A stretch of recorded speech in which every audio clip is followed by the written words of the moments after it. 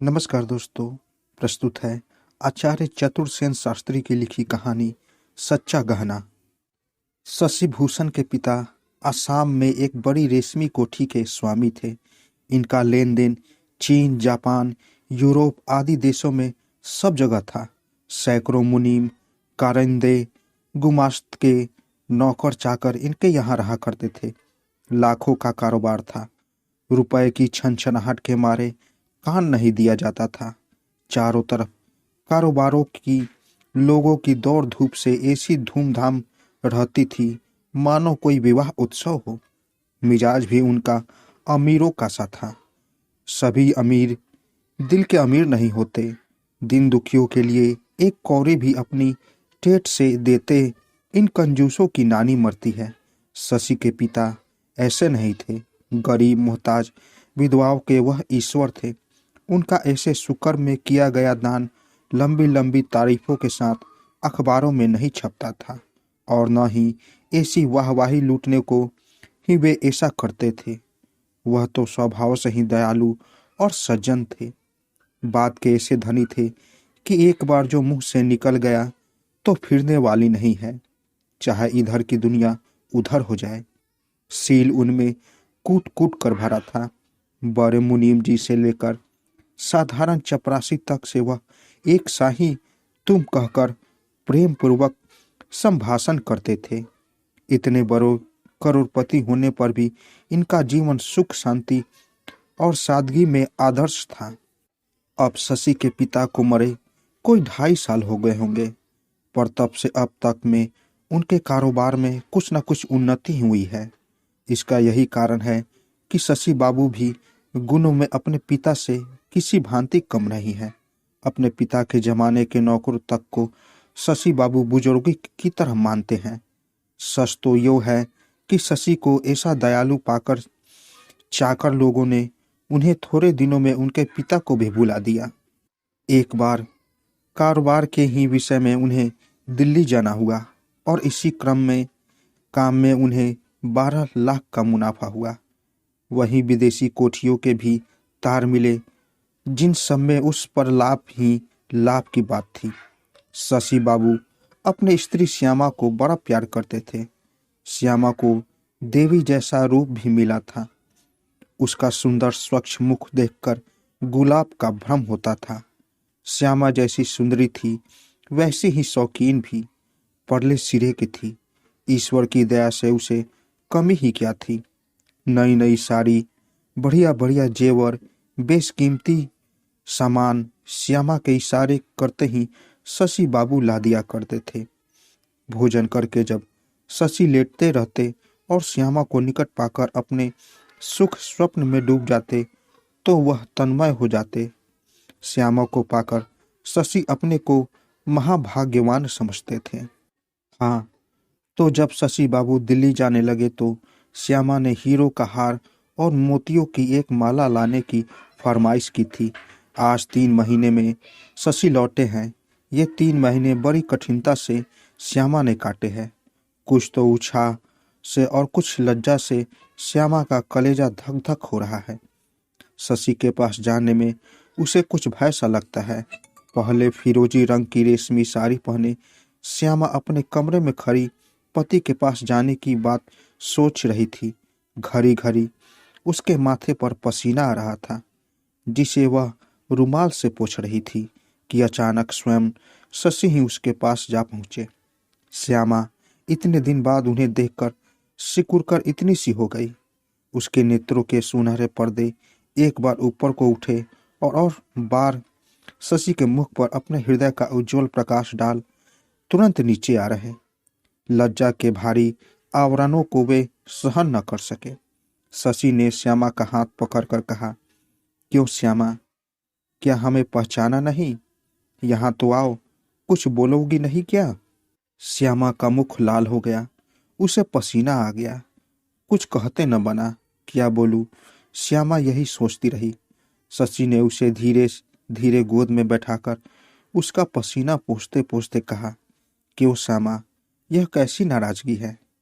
पति से इस प्रकार दुलार पाकर श्यामा बड़ी खुशी हुई। बारंबार स्वामी के प्रबोधन करने पर श्यामा को कुछ बोलने का साहस हुआ और उसका मुख खुला। खुलते ही मुंह से निकल पड़ा, हमारी माला और हार क्यों नहीं लाए। प्यारे की इस अटपटी और सरल वाणी को सुनकर शशि से न रहा गया। उसने अनगिनत बार श्यामा का मुख चूम डाला। लाए हैं सरकार, न लाते तो कहाँ रहते, कहकर हार, माला तथा जवाहरात की अन्य चीजों का डिब्बा सामने रख दिया। माला और हार को पाकर श्यामा बड़ी प्रसन्न हुई। सुख और प्रसन्नता से सारी सुध बुध खोकर श्यामा पति की छाती पर झुक गई। उस दिन शशि ने सब दाम भर पाए। ये सब जेवर उसने कोई 3.5 लाख के खरीदे थे। कई वर्ष बाद वह हारमोनियम पर मधुर ध्वनि से गा रही थी। शशि मुग्ध होकर एक चित उस चंद्रमा से बहते अमृत को पी रहे थे। उनकी आंखें उसी चंद्रमुख पर थी। इससे अधिक सुंदरता हो नहीं सकती, या नहीं, शशि यही सोच रहे थे। अचानक उनका सोचना एकदम भंग हो गया। सामने से उसके बड़े मुनीम दौड़े हुए आए। उनके मुख की हवाइयाँ उड़ रही थी। आते ही उनके मुख से निकला, सर्वनाश, सर्वनाश हो गया। शशि धीरज से बोले, क्या हुआ, बात तो बोलो।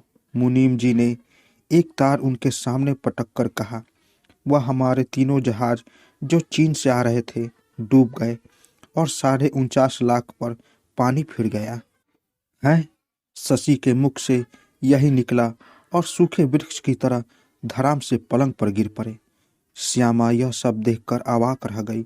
उसकी गोरी गोरी उंगलियां बाजे के पर्दों पर परी की परी रह गई। उससे कुछ भी करते न बन पड़ा। अब भी उसकी छाती पर वही हार और माला सुशोभित थी। श्यामा ने एकदम अपने को संभाला, तुरंत पति के पास पहुंची।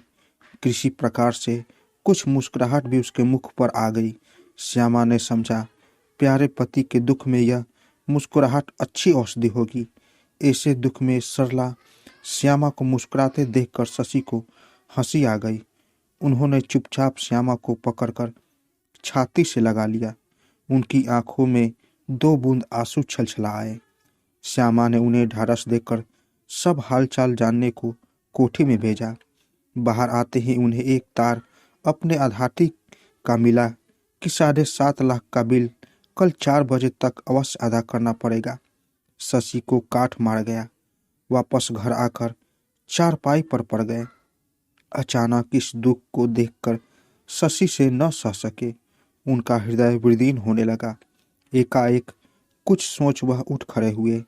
एक बार श्यामा से रोकना चाहा, पर वह उन्मत्त की तरह चले गए।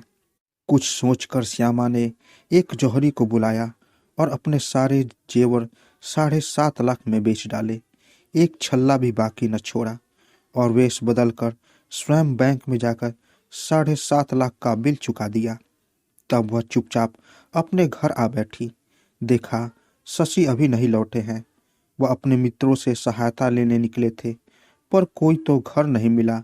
किसी का मिजाज ठीक नहीं था। मतलब यह है कि निराश होकर वह बैंकर के पास गए और कहा, महाशय, कल मैं यह बिल किसी प्रकार अदा नहीं कर सकता।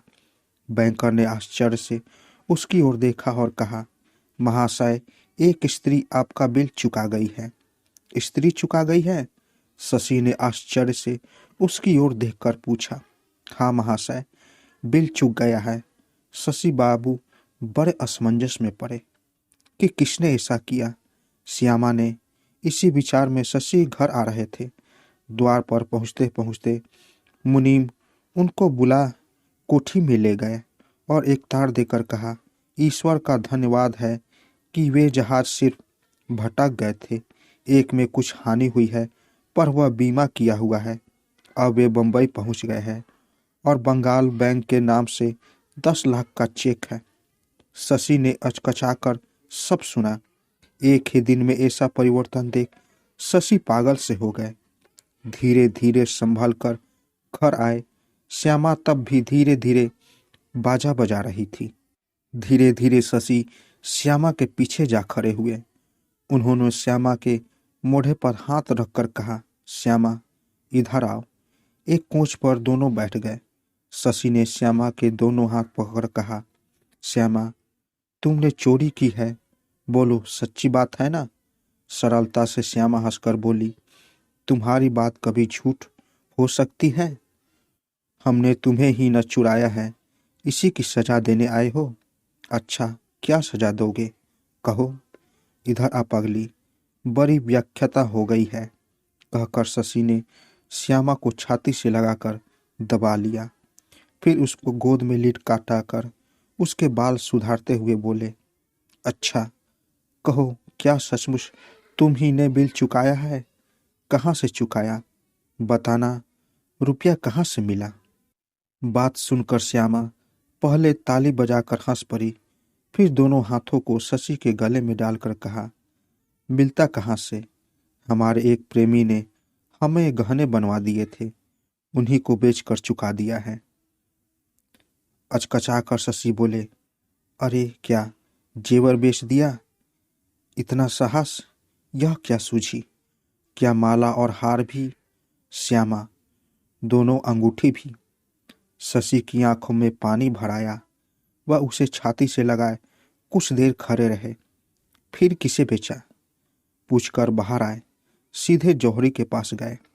उन जवाहरात को देखकर वह खुश हो रहा था। सचमुच बड़ा लाभ का माल था। तभी शशि पहुंच गए।